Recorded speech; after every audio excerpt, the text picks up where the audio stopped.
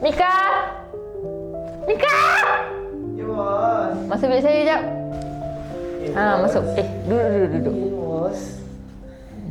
Tak, yang penting sekarang ni pasal Yana. Awak tak payah bercinta ke, tak payah kenal dengan dia ke, tak penting pun. Okey. Awak kejar masa depan awak, okey? Baik, bos. Nah, ni saya ada hadiah untuk awak. Ah. Walaupun awak tak dapat buat sale, tak apa. Ni hadiah untuk awak. Okey, bos. Suka? Terima kasih. Suka, bos. Saya pakai Saya sambung kerja ya, bos. Alright. Okey, bos. Jangan lupa pakai tau. Okey. Biar wangi.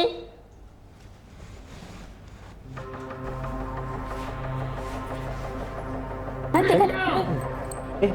Bos. Tengah bincang pasal dewan kahwin. Kita lagi 2 bulan je, bos, nak kahwin.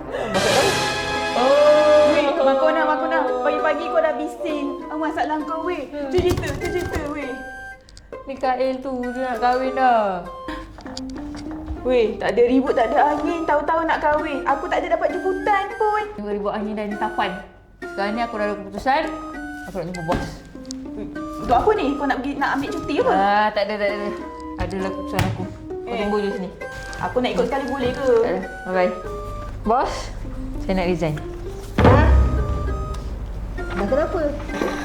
Pulanglah kasih, pulanglah padaku.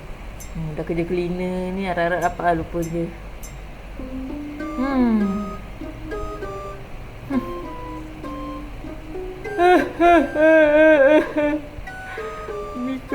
Mika.